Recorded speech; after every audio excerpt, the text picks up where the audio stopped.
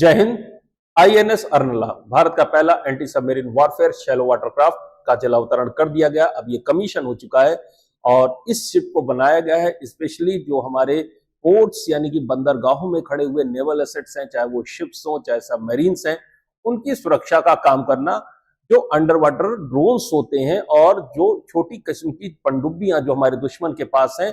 अगर वो पनडुब्बियों के द्वारा अगर इन जगहों पे पहुंचने की कोशिश करें और हमारे शिप्स को जो नेवल एसेट्स है अगर उनको नष्ट करने की कोशिश करें, तो ये शिप उनको रास्ते में ही ढूंढकर उस छिछले पानी में उसकी मगरमच्छ की तरह हंटिंग करके उनको डिस्ट्रॉय करने में सक्षम है। अर्नला जो नाम है, इसका नाम बेसिकली एक किले के नाम पे रखा गया है। और जैसे किलों का काम अटैक करना नहीं होता, आक्रमण करना नहीं होता है, किलों का काम डिफेंस करना होता है, वैसे ये एक तरह का डिफेंसिव एयरक्राफ्ट, एक डिफेंसिव शिप है और जिसका काम जो है वो हमारे जितने भी कोस्टल एसेट्स है, नेवल एसेट्स है, उनकी सुरक्षा का है। क्योंकि 1971 की लड़ाई में जब भारत और पाकिस्तान की लड़ाई हो रही थी तो पीएनएस गाजी नाम की एक पनडुब्बी थी और उसने कोशिश की थी कि विशाखापट्टनम के पोर्ट में जो हमारा आईएनएस विक्रांत नाम का एयरक्राफ्ट कैरियर उसको डुबाने की उसने भरसक कोशिश की थी।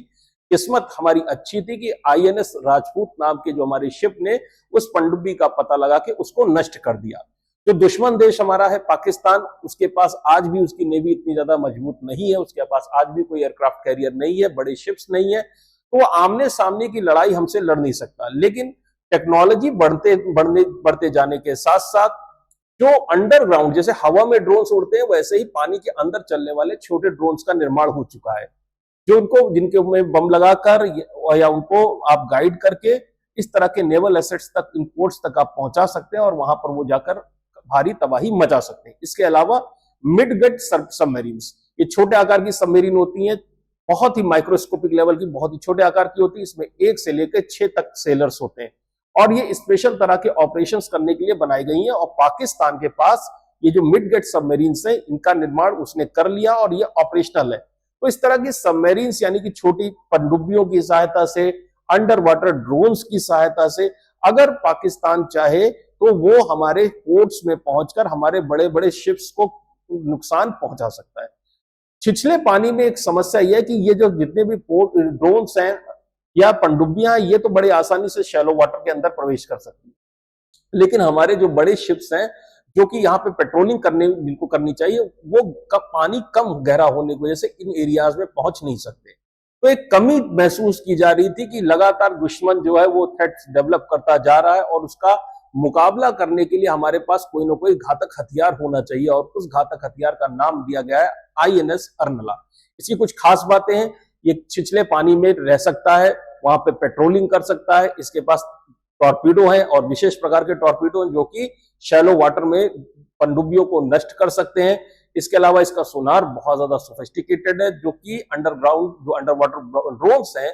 उनका भी पता लगा सकता है। डेप्थ चार्जेस भी इसके अंदर मौजूद है जो कि पानी के अंदर मौजूद पनडुब्बियों को इत्यादि को नष्ट कर सकते हैं। तो ये इसका काम जो है बेसिकली ये बहुत ज्यादा गहराई में ब्लू वाटर नेवी का हिस्सा, अगर हम कहें कि बहुत ब्लू वाटर्स में जाकर या बहुत गहरे पानी में जाकर ये नेवल किसी दुश्मन के ऊपर आक्रमण करने के लिए नहीं बनाया गया है। ये छिछले पानी में रहने वाला मगरमच्छ है जो कि वहां पर शिकार का अपने इंतजार करेगा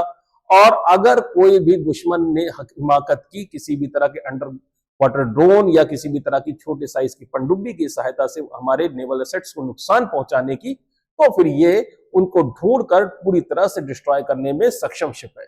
तो एक बड़ा ही कीमती नगीना हम कहेंगे कि जो इंडियन नेवी में एक प्रॉब्लम थी कि जो हमारा जो मल्टी लेयर्ड जो हमने डिफेंस सिस्टम डेवलप किया था उसमें एक कमी महसूस हो रही थी और इस कमी को पूरा जो है आईएनएस अर्नला करेगा। ये पहला शिप है और इस तरह के 16 शिप्स और बनकर तैयार किए जा रहे हैं। और अच्छी बात यह कि इस शिप को बनाने में जितने भी कंपोनेंट्स लगे उनके 80% इंडिया में ही बने, यानी कि शिप को बनाने का जितना पैसा खर्च हुआ वो आज भी इंडिया की इकोनॉमी में उसका 80% रीसर्कुलेट कर रहा है। तो एक बहुत ही महत्वपूर्ण कदम है हमारे देश की सुरक्षा के लिए, हमारे देश के गौरव के लिए आईएनएस अर्नला। आज के वीडियो में यहीं तक मुलाकात रहेगी, फिर मुलाकात करेंगे नेक्स्ट वीडियो में, तब तक के लिए जय हिंद।